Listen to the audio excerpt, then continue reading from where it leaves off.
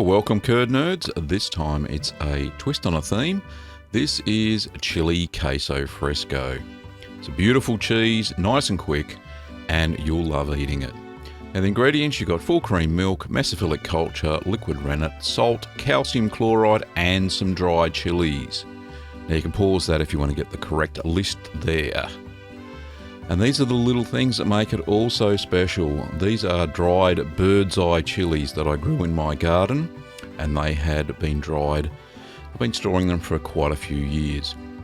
All you have to do is crush them up. Now, I do recommend that you wear gloves at this stage. I was walking around the house after this with sore eyes because I'd accidentally rubbed them with chilies on my hands. So don't be silly as I am.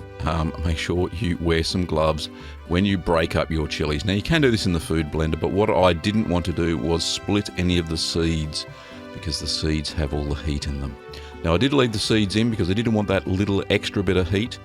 Now what you do is you pour in 3 tablespoons, not 2. I had to actually add in another tablespoon of water into a small saucepan, and then add in your dried chilies and seeds. Now you bring that to the boil and you boil for about 5 minutes. Now this does 2 things. It actually rehydrates the chilies so you can put them into your cheese, and it also kills any bacteria that may have been lingering on your dried chilies. Now don't breathe in the fumes. Here's mistake number 2 I made whilst making this cheese.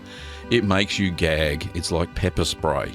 So don't breathe in the steam coming off of the pot. Now if it's dried up too much, just add another tablespoon of water into the pot so you've got a little bit of liquid, because you need a little bit of liquid to create the peppery taste in the curd. So just drain that through a tea strainer. So drain all the pepper water through, and then you're going to retain the dried chili flakes and seeds. Just scrape them out with a spoon.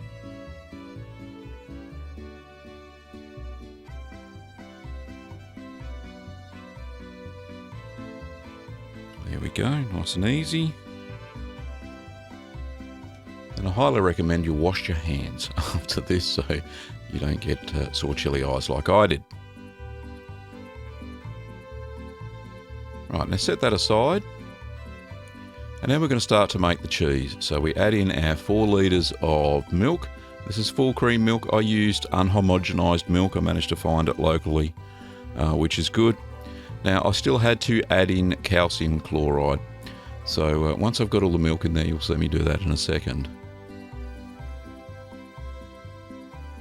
Now this did have lumps of cream in the top. It had been sitting in the fridge for a day or so. So the cream had hardened. So I had to whisk the milk to get all the creamy lumps out and make the cream go throughout the milk. So there we go, we've got the 4 litres of milk in now. So give it a bit of a whisk just to break up any solid cream I've got there.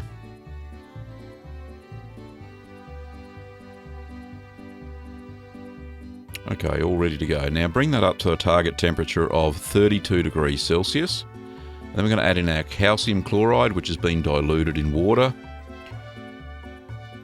Now that just adds a little bit more soluble calcium back to the milk, and it makes the curd set a lot better. Now you only need to use this if you're not using raw milk. Now if you're using pasteurised and homogenised milk, it's best to use calcium chloride. So I'm going to add in the pepper water now. So this is the water that I boiled the chilies in, so just pour that in and give that a good stir.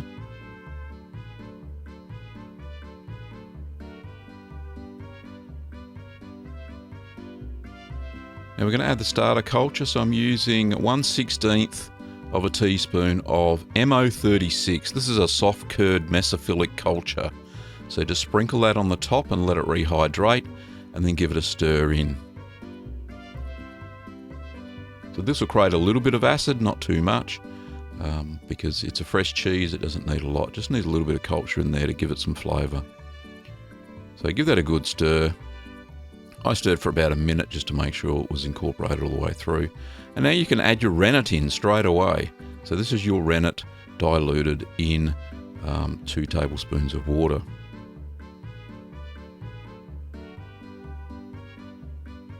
So give that a good stir for about a minute only.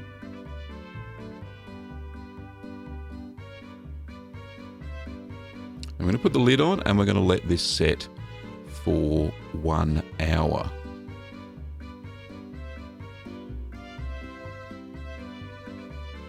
So we check for a clean break. Now if you don't get a clean break straight away, let it sit for another 15 minutes. That won't affect acid development too much. So we have a clean break. So now we're going to cut the curds. Now we cut it into 1/4 inch cubes, or it's a 1/2 centimetre. So I'm doing it all by hand. I didn't use my hand cutter this time, my wire cutter. So just by hand, horizontally, then diagonally, and then vertically at a 45-degree angle, and you get the right size cubes. That's a very soft curd, so treat it gently when you're stirring in this next section.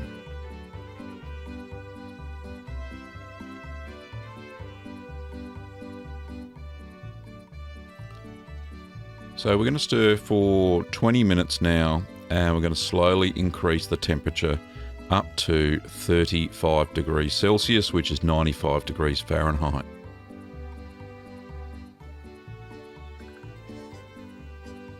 I'm just putting the heat on there.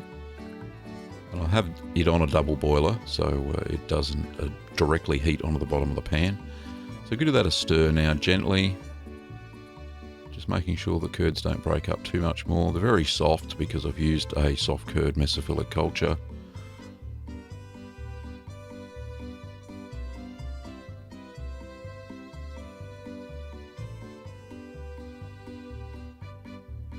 So I've stirred for 20 minutes.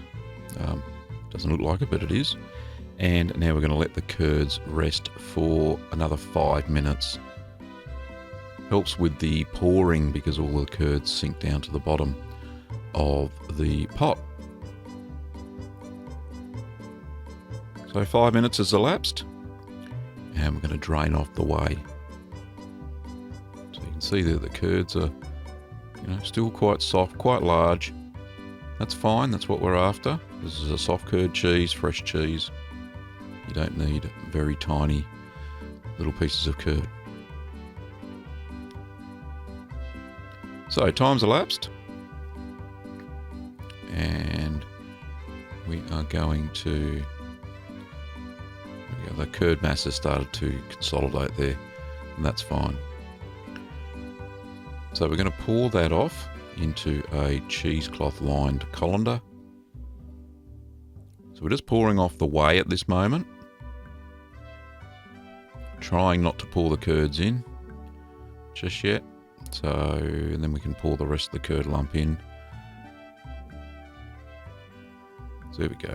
So we're just gently pouring in the curd now, so it doesn't break up too much more. You'll notice with these soft cheeses that the whey is quite cloudy. It's not like, say, making something like Parmesan where the whey is quite clear. It's a yellowy colour because you heated it up. So there we go. Pop the curd mass in there, and we're just going to let that drain just for a little bit, not too long, and then we're going to pop the curd mass back into the pot. So I only waited about 5 minutes tops. Still a fair bit of whey coming out of the cheese.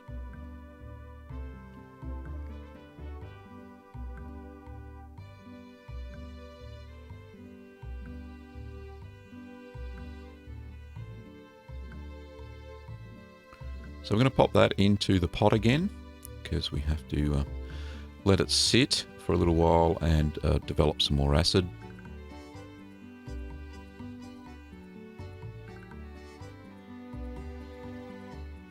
So just take it out of your cheesecloth, put it back in the pot. There we go. And pop that back on the stove on top of your double boiler.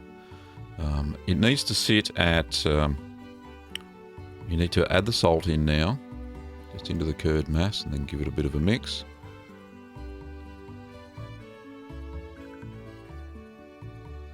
So it's only 1 tablespoon of salt, so it's not a lot, because there's not a lot of milk.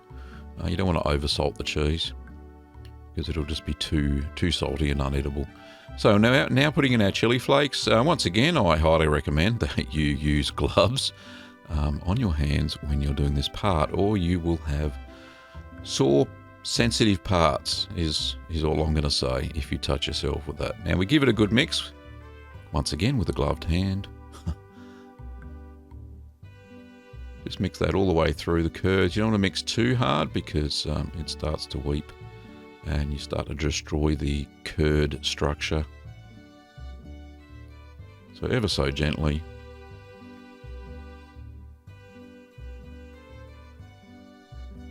If you mix too much at this stage, it actually starts turning into, looks like cream cheese. So just leave it there. That's as much as you need to do. I haven't sped that part up, so you can get a feel for how long I stirred the salt and the chili flakes in. So we let that rest now for 30 minutes. Now that stays at about 35 degrees by sitting on the pot. It expels a bit more whey, as you can see there, and the curd mass is consolidated. It's quite solid. So I'm going to take that back over to the sink again in a second.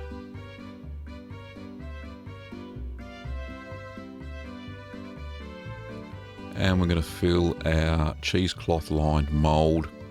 This is a smaller mould that I use for 4 litre batches of milk. So we just load that up.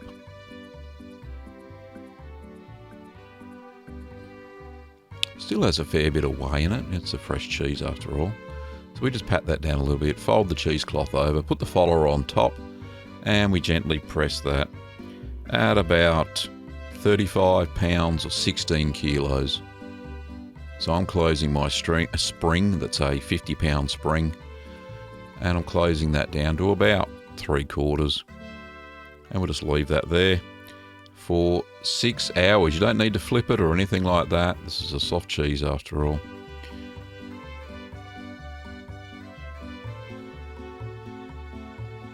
So that's what it looks like during pressing.